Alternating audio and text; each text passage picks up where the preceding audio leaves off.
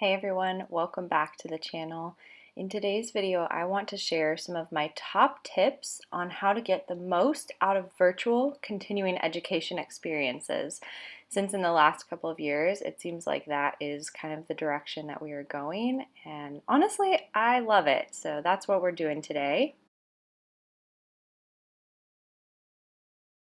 Okay, so tip number one is get into your comfiest outfit, right? The best thing about virtual class, you can wear sweats, slippies, anything comfy, and you are ready to rock and roll.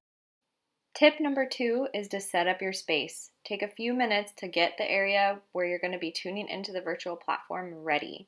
Get a comfortable seat, clear the desk off so you don't have a bunch of clutter or things in your way or things that can distract you. Make sure that everything is good and charged and ready to go. I work off of my dining room table, which is not an ideal ergonomic setup, but we do the best we can with what we have.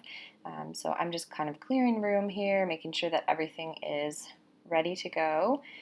Tip number three for me is taking notes. That's one way that I know I'm going to pay attention because as I'm listening to the lecture, I'm jotting down things I think are important or key points. I use my iPad to take notes, and I use Good Notes app, and I create little notebooks where each conference and lecture has its own individual notebook, so I can find it easily. And then once you click into it, there's this handy little blank document, dotted line page where you can just jot down your notes and keep yourself organized that way.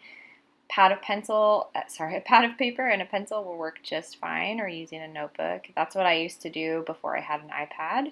And of course, the Apple Pencil with the little grip tool is always my favorite thing.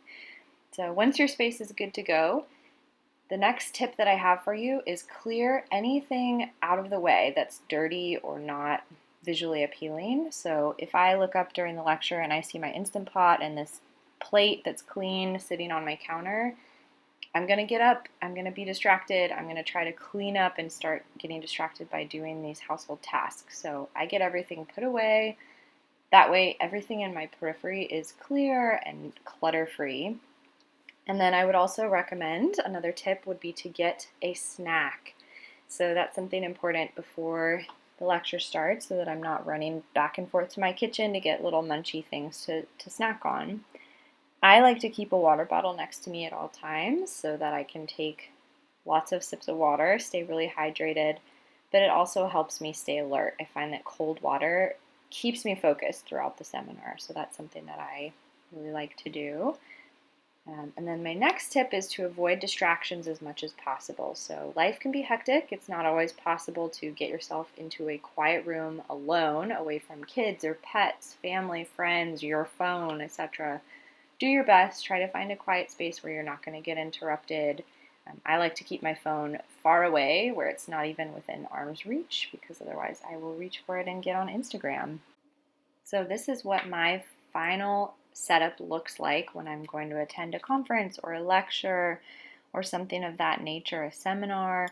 I want to have everything like in this nice, calm, comfortable place where I can reach everything I need and everything is clean.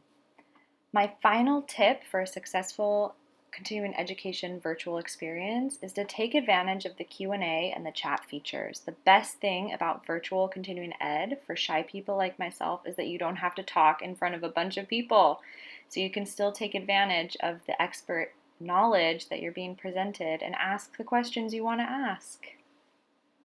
Thank you guys so much for watching. I hope this was helpful. Good luck with all of your continuing education virtual experiences, and let me know what your top tips are.